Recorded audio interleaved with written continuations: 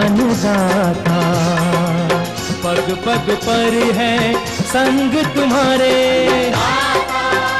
अन्नदाता। लहू किसानों का बन के पसीना सींचता है धरती का सीना। मेहनत का तेरी हक दिलवाने, नई तकनीक नई खोज बताने। पशुधन को गुणवान बनाना, पौध सुरक्षा को सिखलाना, खेती के सब गुर समझाने, भारत का सरताज बनाने। आठों पहर है संग तुम्हारे अन्नदाता अन्नदाता। नमस्कार, मैं हूं श्वेता भट्टाचार्य। आप सभी दर्शकों का अन्नदाता कार्यक्रम में स्वागत करती हूं। हर रोज की तरह कार्यक्रम में हम लेकर आते हैं खेती बाड़ी से जुड़ी हुई बहुत सी लाभकारी जानकारियां। तो चलिए सबसे पहले देखते हैं क्या है विशेष आपके लिए आज के कार्यक्रम में। पॉलीहाउस निर्माण तकनीक एवं इसके महत्व पर जानकारी। टमाटर की अधिक उत्पादन देने वाली किस्में और रोपाई तकनीक।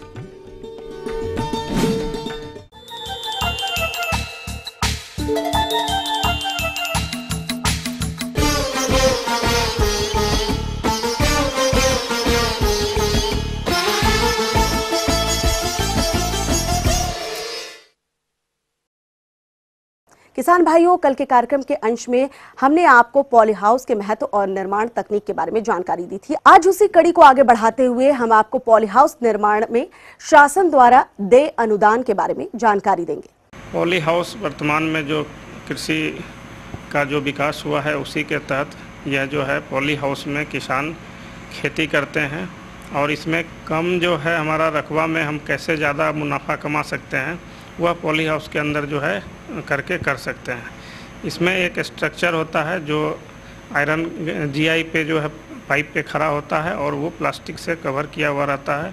इसके अंदर शेडनेट होते हैं और इरिगेशन के लिए जो है फॉगर एवं ड्रिप का जो है इसमें इस्तेमाल किया जाता है। इसमें जो है राज्य सरकार के द्वारा mission for integrated development of horticulture के तहत जो है पॉलीहाउस का निर्माण कराया जाता है और इसमें 4,67,500 रुपया जो है किसानों को 1,000 वर्ग मीटर के लिए अनुदान का जो है प्रावधान है। साथ ही यदि किसान इसमें खेती करते हैं, यदि सब्जी की खेती करते हैं तो उसमें भी जो है 70,000 रुपया जो है 1,000 स्क्वायर मीटर के लिए और फूल की खेती करते हैं तो उसमें 2.5 लाख रुपया 1,000 स्क्वायर मीटर के लिए अनुदान जो है दिया जाता है। इसमें जो है सर्वप्रथम किसान जो है आवेदन देते हैं और राज्य स्तर से जो है एजेंसी का निबंधन किया जाता है। उस जो निबंधित जो कंपनियां हैं उसमें से किसी से भी जो है किसान अपने इच्छानुसार जो है किसान उनका चयन कर सकते हैं और फिर उन किसान और कंपनी के बीच एग्रीमेंट कराकर यह कार्य जो है कराया जाता है और कार्य समापन के पश्चात जो है जब किसान संतुष्ट हो जाते हैं और हम लोग भी उसका वेरिफिकेशन कर लेते हैं फिर यह अनुदान की राशि यदि किसान सारा राशि देते हैं कंपनी को तो फिर हम लोग किसान को देते हैं या फिर किसान अपना फार्मर शेयर दे देते हैं और फिर लिख के देते हैं कि अनुदान की राशि कंपनी को दिया जाए तो फिर हम लोग कंपनी को दे देते हैं। किसान भाइयों, ये तो हुई पॉलीहाउस निर्माण तकनीक की बात। आइए अब आपको मनसाही जिला कटिहार के ऐसे एक प्रगतिशील कृषक शिवनाथ कुमार से मिलवाते हैं जो कई वर्षों से पॉलीहाउस में विभिन्न फसलों की खेती कर अच्छा लाभ ले रहे हैं। तो आइए सुनते हैं उनके अनुभवों को। मैं 1,000 वर्ग मीटर में पॉलीहाउस लगवाया है जिसमें बाहरी खेती की अपेक्षा इस 1,000 स्क्वायर मीटर में अच्छी मुनाफा प्राप्त होता है। जिला उद्यान पदाधिकारी से संपर्क कर पॉलीहाउस के बारे में विस्तृत जानकारी लिया और कृषि विज्ञान के 3 कक्षा के माध्यम से भी संपर्क करके हमको पूरी जानकारी प्राप्त हुई जिसमें कम जमीन में अच्छा मुनाफा लिया जा सकता है और उन्हीं के मार्गदर्शन पर मैंने अपना पॉलीहाउस का निर्माण कराया जिसमें पूर्व में मैंने शिमला मिर्च लगाया था जिसमें 1,40,000 प्राप्त हुआ, बेनिफिट प्राप्त हुआ है जिसमें 40,000 का लागत हुआ था। नेट 1,80 में 1,40 फायदा हुआ और 40,000 रुपया लागत था। अभी मैंने इसमें बंद गोभी एवं पैरा क्रॉपिंग के तहत खीरा लगाने के लिए अपना नर्सरी में बीज तैयार करके रखा हूँ। पॉलीहाउस से से विभिन्न तरह के फायदे हैं। ये एक बंद कमरा नुमा होता है, जिससे बाहरी जितने भी कीट व्याधि होते हैं जो अंदर प्रवेश नहीं करते हैं। इसमें बहुत कम कीटनाशक दवाओं का प्रयोग होता है और इसमें टेम्परेचर जब अधिक होता है तो फोगर समयानुसार चलाया जाता है। अगर आंधी आ गई तो समय के अनुकूल उसका खिड़की जो वेंटिलेशन है उसको बंद किया जाता है, नहीं तो वो आंधी के माध्यम से वो कहीं भी आपका पॉलीथीन फाड़ के निकल सकता है। जैसे शाम टेम्परेचर ठंड के मौसम में अगर टेम्परेचर अगर खोल के छोड़ देंगे खिड़की को तो वो पूरा टेम्परेचर को डाउन कर देगा। सूर्यास्त होने से पहले हम उसका वेंटिलेशन बंद कर देते हैं ताकि वह ठंड के मौसम में भी वो दिन का टेम्परेचर रात में भी मेंटेन करे और पौधे को जितना टेम्परेचर चाहिए वो प्राप्त होता है, जिसके कारण वह अच्छा फसल देता है। इसमें ड्रिप सिंचाई इरिगेशन का भी व्यवस्था किया गया है और ड्रिप सिंचाई इरिगेशन में कम पानी में अच्छा फसल का पैदावार होता है। ये हमारा ड्रिप इरिगेशन एवं दवा छिड़कने के लिए इसका प्रयोग किया जाता है। अगर ड्रिप इरिगेशन में हम NPK डालते हैं तो वो एक ड्रम है, ड्रम में हम पर्याप्त मात्रा में NPK को डाल देते हैं और उसका एडजस्टर है, उस एडजस्टर के माध्यम से हमको अगर 1 घंटा में 100 लीटर का देना है तो 1 घंटा में हम 100 लीटर का उसका पॉइंट बना देते हैं और 1 घंटा में हमारा ड्रिप इरिगेशन के माध्यम से पूरे जमीन में पौधे के जड़ तक NPK चला जाता है। उसके बाद अगर उससे हम नहीं देना चाहे तो हम फोगर के माध्यम से भी दवा का जितना छिड़काव करना है, जो भी दवा के छिड़काव करना है फोगर के माध्यम से करके हम पूरे फसल को बचा सकते हैं।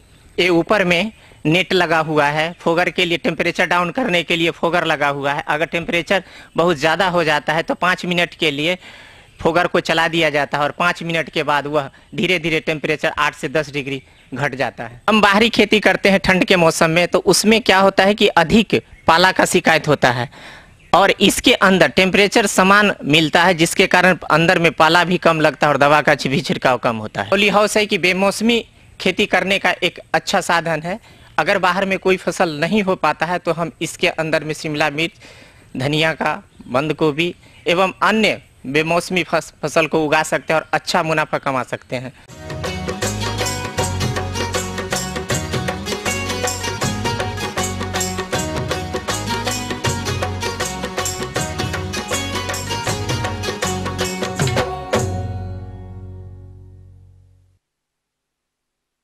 टमाटर की बाजार में मांग हमेशा ही बनी रहती है, जिसके चलते कृषक अब तीनों ही मौसम में इसकी खेती करने लगे हैं। तो जिन किसान भाइयों के यहाँ टमाटर की नर्सरी में पौध रोपाई योग्य हो गई है, वो अभी इसकी रोपाई का कार्य कर सकते हैं। लेकिन इसकी रोपाई करते वक्त किन किन प्रबंधनों को अमल में लाना है, इसकी जानकारी के लिए मिलते हैं एक विषय विशेषज्ञ डॉक्टर संगीता से। देखिए किसान भाई, अभी हमारा जो है खरीफ का टमाटर आप ले सकते हैं।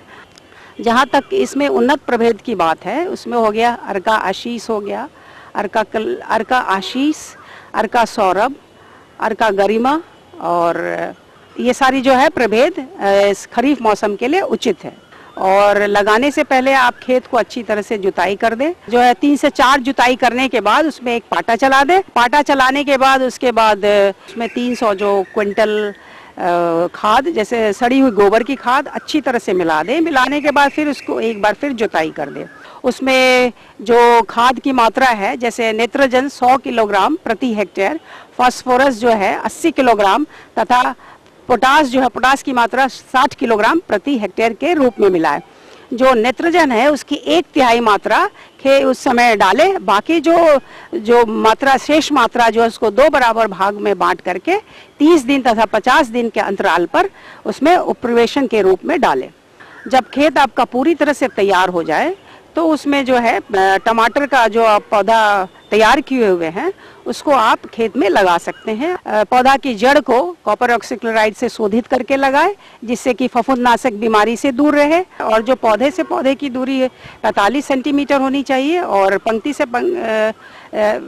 से पंक्ति की दूरी 60 सेंटीमीटर होनी चाहिए। जब हमारे किसान भाई पौधा लगा रहे हैं तो ये ध्यान दे, जो पौधा है शाम के समय ही लगाए, ताकि जो पौधा आसानी से लग जाए, उसको रात भर समय, ठंडा का समय मिल जाए, ताकि पौधा जो है गर्मी से बचा रहे और आसानी से लग जाए। जब पौधा जो है फलने फूलने की स्थिति में आ जाए तो उस समय जो है यूरिया का घोल भी जैसे 0.4%, पर ध्यान रहे कि 0.4% ही होना चाहिए, यूरिया का घोल डाल सकते हैं, जिससे कि पौधे की बढ़वार अच्छी रहे, फलन फूलन में अच्छा होते जाए। और जहाँ फल फटने की समस्या हो तो उस समय भी आप जो बोरेक्स है 0.3% का छिड़काव कर सकते हैं। नहीं तो खेत में ही जब आप खाद डाल रहे हैं तो 20 से 25 किलोग्राम प्रति हेक्टेयर के रूप में बोरेक्स भी खेत में मिला दे सकते हैं। जब किसान भाई पौधा लगा रहे हैं तो इन सारी बातों का अवश्य ध्यान रखें, और जो है पानी का जो मात्रा है जो खेत में आप जब आ रहे हैं उसको निकलने का भी ध्यान रखें, ताकि पौधा जो है गलने या सड़ने से बचा रहे।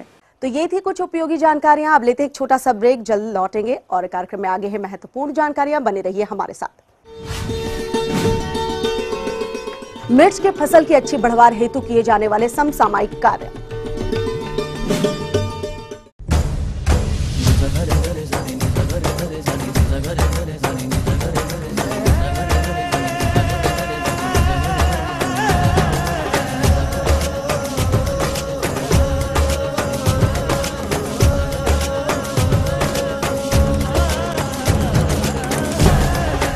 देखिए आरती लाइव।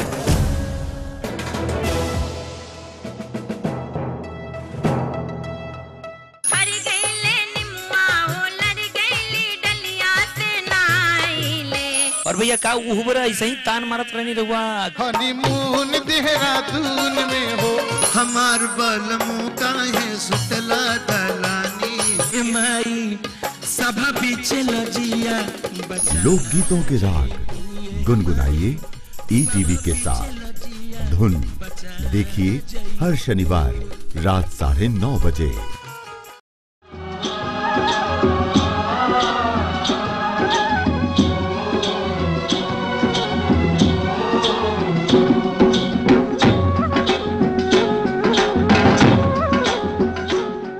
ब्रेक के बाद एक बार फिर से आप सभी दर्शकों का अन्नदाता कार्यक्रम में स्वागत है। बढ़ते हैं अगली प्रस्तुति की ओर।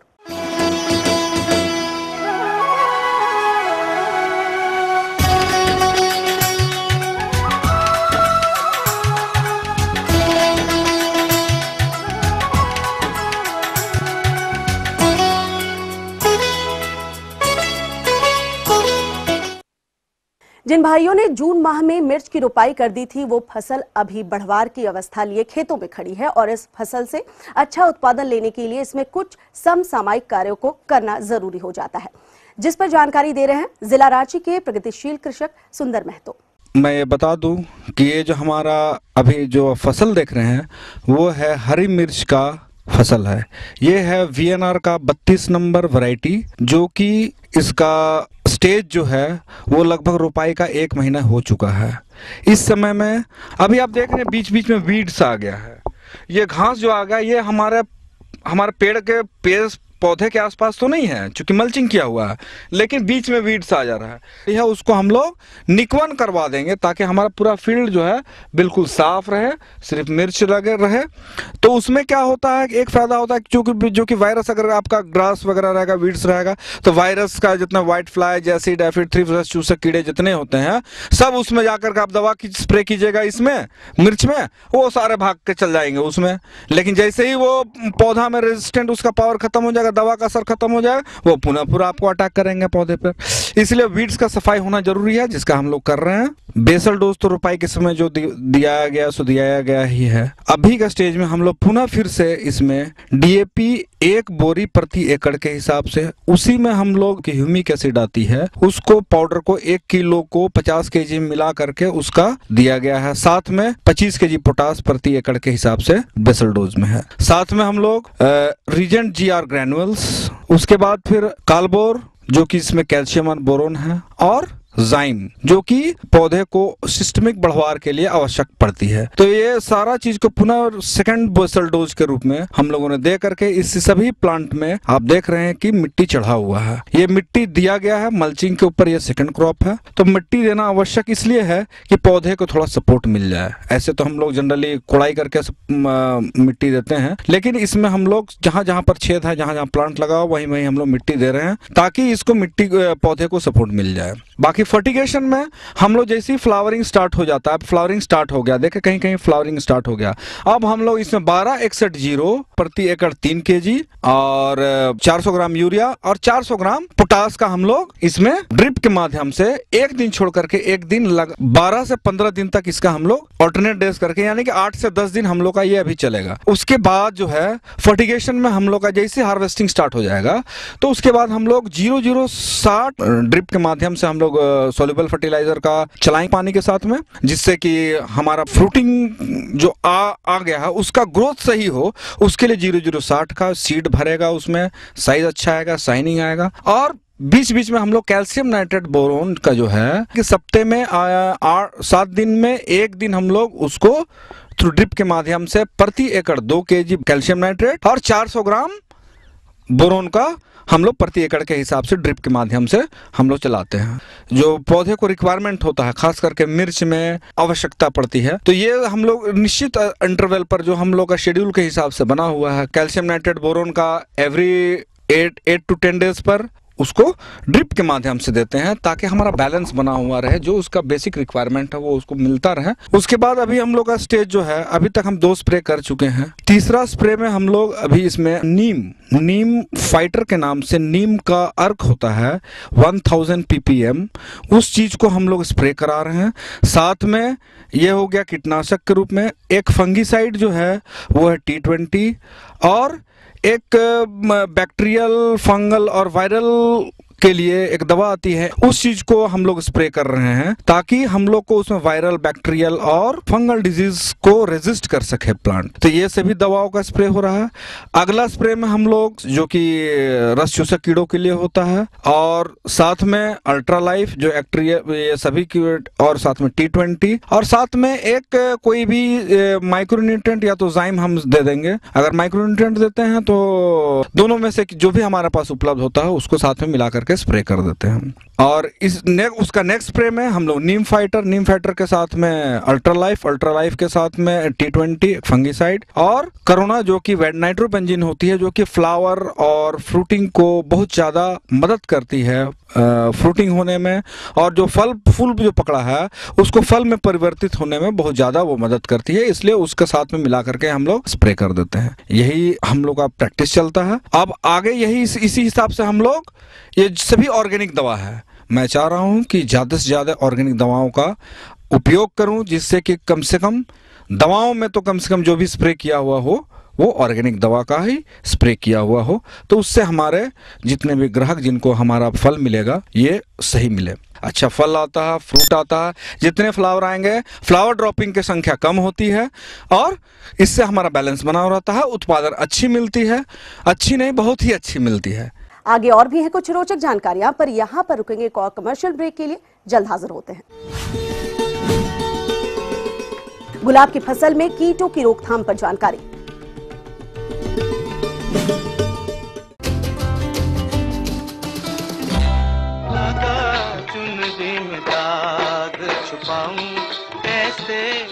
वो रूहानी लफ्ज जो आज भी हैं जहन में,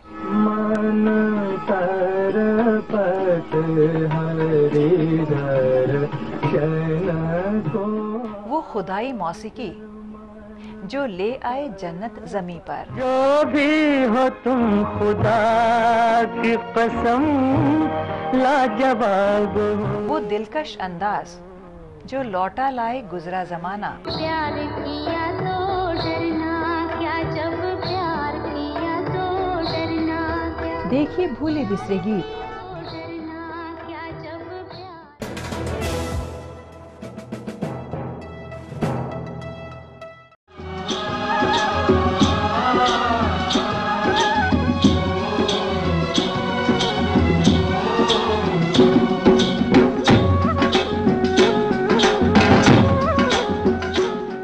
ब्रेक के बाद एक बार फिर से आप सभी दर्शकों का स्वागत है। चलिए अब रुख करते हैं अगली कड़ी की ओर।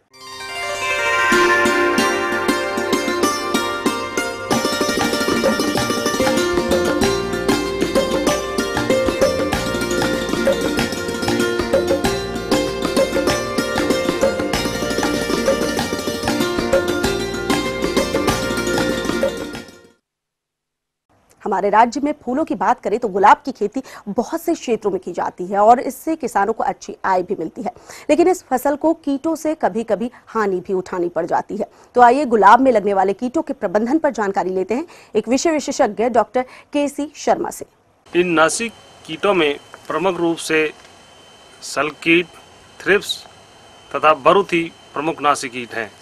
सल कीट, ये कीट गुलाब के पौधों के कोमल भागों, टहनियों एवं तने पर भारी मात्रा में चिपके हुए रहते हैं। कीट ग्रसित भाग पर अवयस्क सल्क पाए जाते हैं। पौधे की टहनियों एवं कोमल भागों, अग्रकलिका से रस चूसते रहते हैं, जिसके कारण पौधा कमजोर पड़ जाता है और अधिक प्रकोप की दशा में पौधे सूख जाते हैं। जैसा कि आप देख रहे हैं, पत्ती की निचली सतह पर ये काले काले रंग के कीट चारों तरफ गुच्छे के रूप में पाए जाते हैं तथा इनके चारों तरफ एक रुई की नुमा चारों तरफ एक कोटिंग बनी रहती है। इस कीट के प्रबंधन हेतु कीट ग्रसित भागों को काटकर हटा देवें या जला देना चाहिए। इसके रासायनिक नियंत्रण हेतु मोनोक्रोटोफास 36 SL की 1.5 ml मात्रा या मिथाइल डेमेटोन की 1 ml मात्रा को प्रति लीटर पानी घोलकर छिड़काव करना चाहिए। अगर दोबारा से इस कीट का प्रकोप हो तो 15 दिन के अंतराल पर दोबारा छिड़काव करना चाहिए। दूसरा गुलाब का महत्वपूर्ण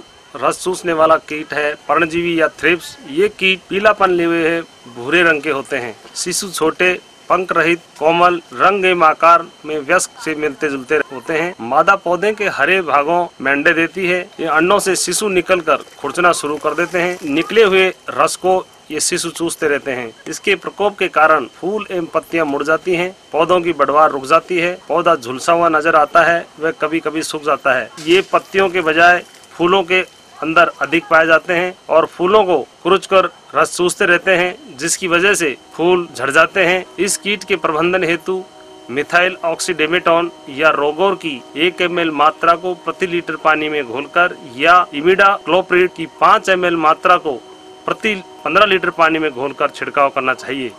अगर दोबारा से इस कीट का प्रकोप हो तो इन रसायनों का दोबारा से छिड़काव करना चाहिए। गुलाब का तीसरा महत्वपूर्ण कीट है बरूथी या स्पाइडर माइट। ये हरे पीले रंग का नासी जीव है। ये पूर्ण विकसित कीट पत्तियों के नीचे की ओर रेशमी सफेद जाले में रहता है। पत्तियों के नीचे की तरफ ये जाला बुनकर रहता है, जिससे पत्तियां कमजोर हो जाती हैं और पत्तियां सूखी हुई या झुलसी हुई नजर आती हैं। इस कीट की वजह से पूरा पौधा आपस में जाले के रूप में पत्तियों को इकट्ठी बांध देती हैं, जिसकी वजह से इसकी वृद्धि पर विपरीत प्रभाव पड़ता है। इस कीट के प्रौढ़ व शिशु दोनों ही नुकसान पहुंचाते हैं। इन पौधों से रस चूसते रहते हैं, जिससे पत्तियां नीचे की तरफ मुड़ जाती हैं। उग्र प्रकोप की दशा में पत्तियां सूख जाती हैं और पौधा झुलसा हुआ नजर आता है। गर्म व सूखा वातावरण इस नासी जीव के लिए वृद्धि के लिए काफी उपयुक्त देखा गया है। इस कीट के प्रबंधन हेतु क्षतिग्रस्त भागों को काटकर जला देना चाहिए तथा पौधों पर माइटेक या इथियान 5 ml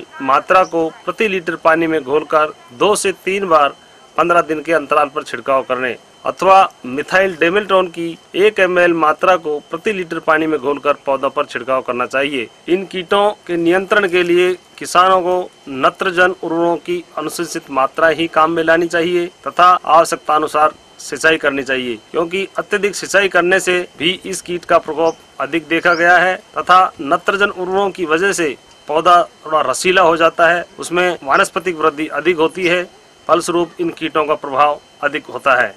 इस प्रकार बताए अनुसार किसान भाई इस कीटों के नियंत्रण हेतु उपाय करता है तो इस गुलाब की फसल से अधिक उत्पादन के साथ साथ अधिक आर्थिक लाभ कमा सकता है।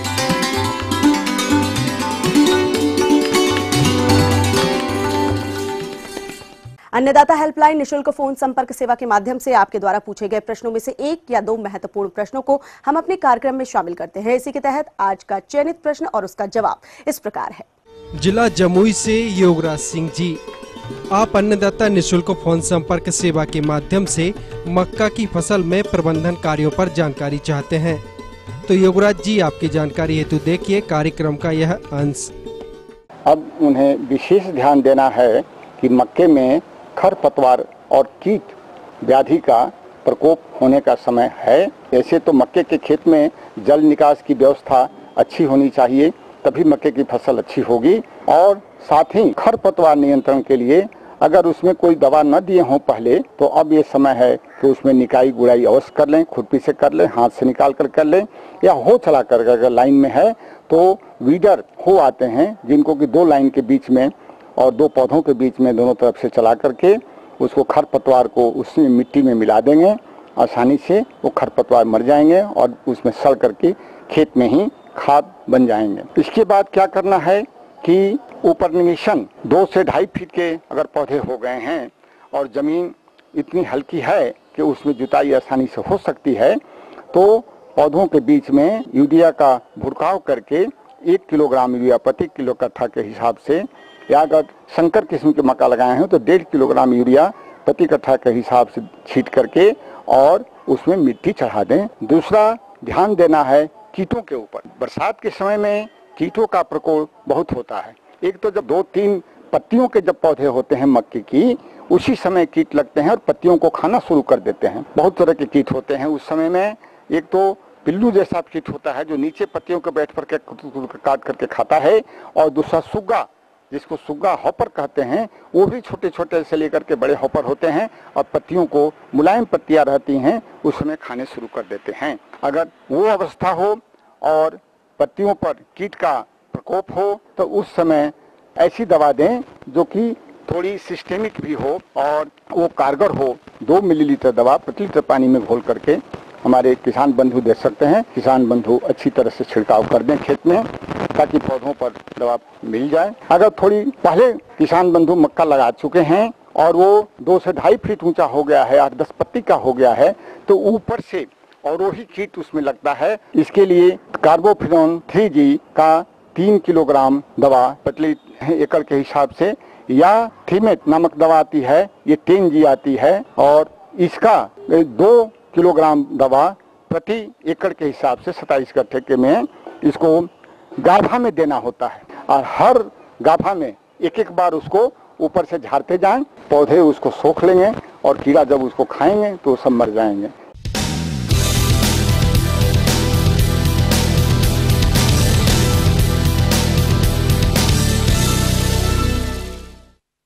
राज्य के विभिन्न मंडियों में कृषि उत्पादों के चढ़ते उतरते बाजार भाव की संक्षिप्त जानकारी इस प्रकार है।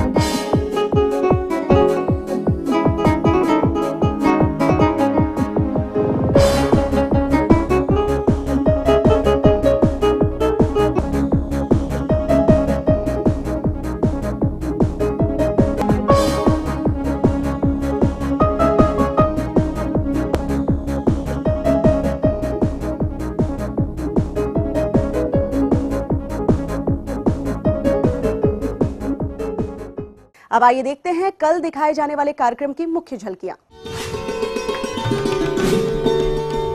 धान की फसल में खैरा रोग की समस्या और उसका निदान। हम ये उम्मीद करते हैं कि आज का कार्यक्रम आप सभी दर्शकों के लिए उपयोगी रहा होगा। किसान भाइयों, अन्नदाता आपकी सेवा के लिए संकल्परत है। कृषि संबंधित समस्या और सुझाव के लिए आप हमें इस पते पर संपर्क कर सकते हैं। प्रोड्यूसर अन्नदाता ETV Bihar Jharkhand, Ramoji film city, Hyderabad 501512। साथ ही आप हमें ईमेल भी कर सकते हैं। हमारा ईमेल एड्रेस है annadatabihar@etv.co.in। इसके अतिरिक्त आप हमें निःशुल्क हेल्पलाइन नंबर 180010845999 पर सुबह 10 से शाम 4 बजे के बीच संपर्क कर सकते हैं। फिलहाल अन्नदाता की पूरी टीम को दीजिए इजाजत। कल फिर इसी वक्त आपसे मुलाकात होगी कृषि संबंधित कुछ और रोचक जानकारियों के साथ। नमस्कार।